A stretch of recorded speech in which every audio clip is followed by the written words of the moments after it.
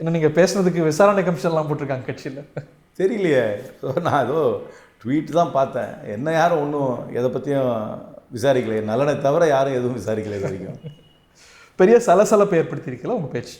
சலசலப்பு அது ஏன் ஏற்படுச்சுன்னு எனக்கு ஆச்சரியமாக இருக்குது. நான் பேசுனது எங்களுடைய கட்சி ஊழியர் கூட்டத்தில், புதுக்கோட்டை மாவட்டம் சிவகங்கை மாவட்டத்தில் எங்களுடைய மாநில தலைவர் செல்வ பெருந்தகை கலந்து கொண்ட கூட்டம். அந்த கூட்டத்துடைய டைட்டிலே கலந்து உரையாடி கட்சியை எப்படி வலுப்படுத்துவது, எதிர்காலத்தில் எப்படி கட்சியை நடத்துவது, அதற்காக கருத்து கேட்கும் கூட்டம் தான். அந்த கருத்து கேட்கும் கூட்டத்தில் காங்கிரஸ் கட்சியின் பாராளுமன்ற உறுப்பினராக 3 முறை காங்கிரஸுக்காக தேர்தலில் போட்டியிட்ட வேட்பாளராக 25 ஆண்டுகளாக அரசியலில் இருப்பவன் என்ற முறையில் என்னுடைய கருத்துக்களை சொன்னேன். அவ்வளோதான்.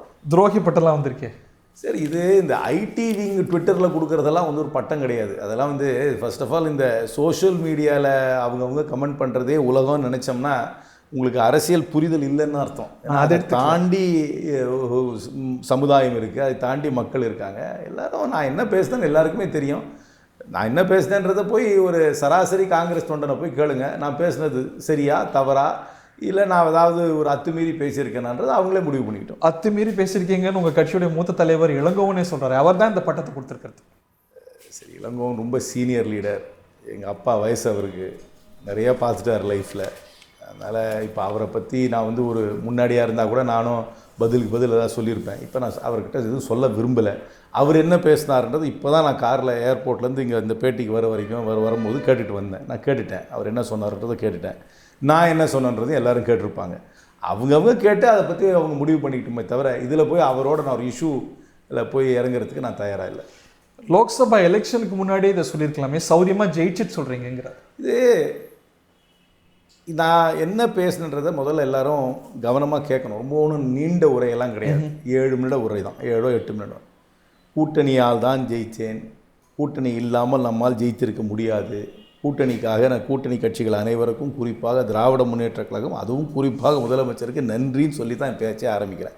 நன்றி அறிவிப்பு கூட்டத்திலையும் அப்படி தான் நான் சொல்கிறேன். கூட்டணி இல்லாமல் நான் ஜெயிச்சிருக்க மாட்டேன், கூட்டணியால் தான் ஜெயிச்சிருப்பேன், கூட்டணியால் யார் நின்று இருந்தாலும் ஜெயிச்சிருப்பாங்கிறத நல்லா உணர்றேன். நான் தேர்தலை சந்தித்தவன்ற முறையில் நான் சொல்கிறேன். அப்படி இருக்கும் பொழுதும் காங்கிரஸ் கட்சிக்கு எப்படி எதிர்காலம் இருக்கும், என்ன பண்ணணும்? இந்த க்ரௌடட் ஃபீல்டு க்ரௌட் ஆகிட்டுருக்கு தமிழ்நாட்டில். இப்போ 2 பெரிய திராவிட கட்சிகள், அதுக்கப்புறம் நாங்கள் மட்டும் தேசிய கட்சியில், எங்களுக்கு போட்டியாக இன்னொரு தேசிய கட்சி, அதுக்கப்புறம் புதுசாக அரசியல் கட்சிகள்லாம் வர ஆரம்பிச்சிட்டாங்க. ஏன்னா என்னுடைய தொகுதியிலெல்லாம் குறைஞ்ச 1.5 லட்சம் ஓட்டுக்கிட்ட நாம் தமிழர் கட்சி வாங்கிடுச்சு. தமிழ்நாட்டில் சராசரியாக 8% ஓட்டு வாங்கிட்டாங்க. பெரிய இன்ஃப்ராஸ்ட்ரக்சர் கிடையாது, எனக்கு தெரியும். பெரிய செலவும் அவங்க பண்ணுறது கிடையாது அவங்களுடைய தேர்தல் பிரச்சாரத்தில். ஆனால் அவர்களுக்கு அமைப்பும் கிடையாது. ஒரு ஊரில் போய் கேட்டிங்கன்னா ஒரு ஆர்கனைசேஷன் கூட இருக்காது அந்த பார்ட்டிக்கு. ஆனால் உணர்வு ரீதியாக ஓட்டு விடுவது. அப்புறம் விஜய் இப்போ கட்சி ஆரம்பிக்க போகிறதா செய்தி. ஆரம்பிக்கிறதுக்கு முன்பாகவே சில இடத்துலலாம் சலசலப்பு இருக்குது. இந்த மாதிரி ஒரு க்ரௌடட் ஃபீல்டு வரும்பொழுது நான் என்ன பண்ணணும்? 2வது, எங்கள் பார்ட்டி ஒரு ஏஜிங் பார்ட்டியாக இருக்குது. யங்ஸ்டர் எங்கள் பார்ட்டிக்கு வரல. இப்போ ஏற்கனவே இருக்கிற எஸ்டாப்ளிஷ் பொலிட்டிக்கல் பார்ட்டிஸ்க்கு யங்கர் பீப்புள் போகலைன்றதை நான் ஏற்றுக்கிறேன். குறிப்பாக திராவிட முன்னேற்ற கழகமாக இருந்தாலும் சரி, அண்ணா திராவிட முன்னேற்ற கழகமாக இருந்தாலும் சரி, காங்கிரஸாக இருந்தாலும் சரி, நாங்கள் 3 பேர் தான் இதில் அதிகமாக பாதிக்கப்படுகிறோம். பெரிய அளவில் இளைஞர்கள் போய் சேர. பிஜேபி இந்த லிஸ்ட்டில் பிஜேபி புதுசாக வந்திருக்கிறதுனால, குறிப்பாக இந்த அண்ணாமலையோடைய பரபரப்பான பேச்சால் ஏ சென்டரில் மேற்தட்டு கிட்ட கொஞ்சம் ஒரு வரவேற்பு இருக்குது.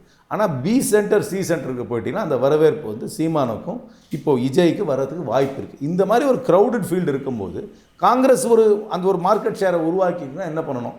1967 ஒரு ப்ரீமியர் பொலிட்டிக்கல் பார்ட்டியாக இருந்தோம், நம்பர் 1 பொலிட்டிக்கல் பார்ட்டி. அப்புறம் நம்பர் 2 ஆனோம். அப்புறம் அண்ணா திராவிட முன்னேற்ற கழகம் உருவானதுக்கப்புறம் நம்பர் 3 கட்சியாக மாறிட்டோம்.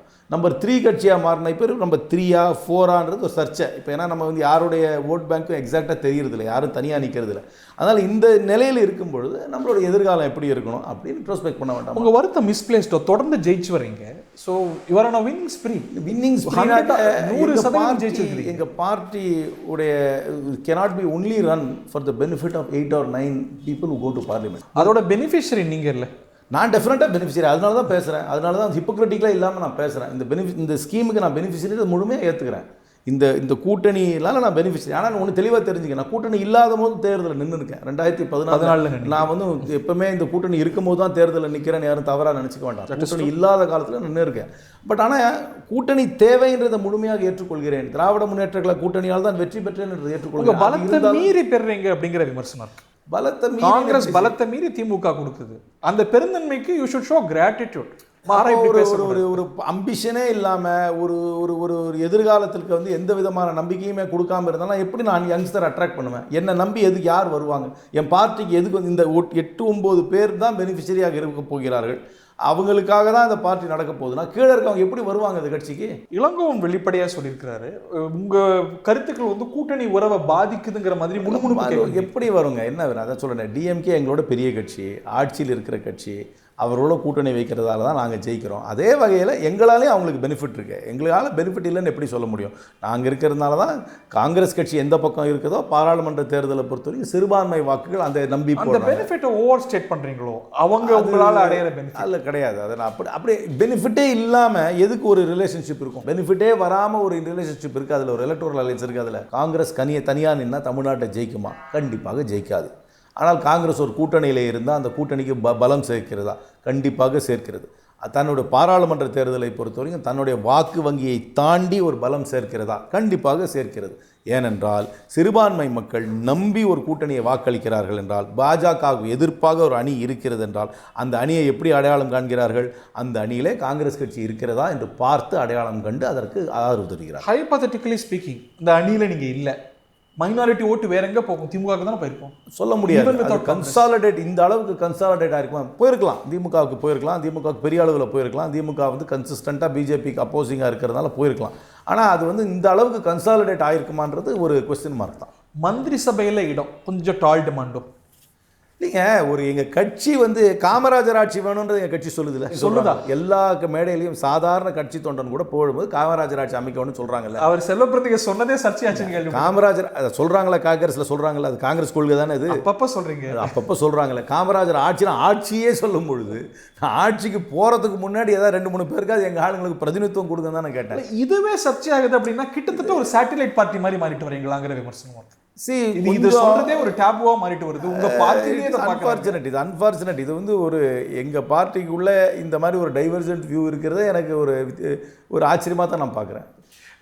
மாறா இது வந்து ஒரு இன் கேமரா செட்டிங்ல நீங்க சொல்லியிருக்கலாம். எப்படி சொல்றது? என்ன இன்னைக்கு இன் கேமரா? இன்னைக்கு ஒரு கட்சி கூட்டத்தில் சொல்றது வந்து எங்களுடைய கட்சி தொண்டர்கள் மத்தியில் நம்ம கட்சி வளர வேண்டும், நம்மளுடைய கட்சிக்கு பிரதிநிதித்துவம் வர வேண்டும் சொல்வது எந்த வகையில சர்ச்சையாக இருக்க முடியும் தெரியல. 2 முறை சர்ச்சையா இருக்கு. திரு செல்வப்பிரதிகை சொன்னார், அதற்கும் எதிர்வினை வந்ததை பார்த்தோம். நீங்க சொல்றீங்க அதற்கும் எதிர்வினை வரதை பார்க்குறோம். அப்போ தெரியல, மேபி கிளாரிஃபை பண்ணிடணும். காங்கிரஸில் இந்தமாதிரி யாருமே வந்து இந்த மாதிரி எதுக்குமே ஆசைப்படக்கூடாதுன்னு ஒரு தீர்மானம் போட்டு சொல்லிட்டாங்கன்னா அதை அப்புறம் நாங்கள் ஃபாலோ பண்ணிட்டு போகிறோம். திமுகவோட ஷூலேருந்து பாருங்க, நம்ம வந்து பாராளுமன்றத்தில் அவங்க இவ்வளோ கேட்டதெல்லாம் கொடுத்துட்டோம், அப்புறமும் இப்படி பேசுறாங்க அப்படின்னா அவங்களுக்கு ஒரு கிளேசம், ஒரு வருத்தம் இருக்கவே வேண்டாம். அவங்க வந்து அந்த மாதிரியெல்லாம் ஒரு வருத்தப்படவே வேண்டாம். அவங்க பலமான நிலையில் இருக்கிறாங்க, ஆட்சியில் இருக்கிறாங்க, பாராளுமன்றத்தில் நல்ல பிரதிநிதித்துவம் இருக்குது. அவங்க எந்த வகையிலும் கூட்டணி பலமாக இருக்கின்றத நம்பிக்கையோடு அவர்கள் செயல்பட வேண்டும். திமுகவை விட்டு அவங்களுக்கு வேற தயவு இல்லை, வேற வழி இல்லை அப்படிங்கிறது நிதர்சனம் தான்.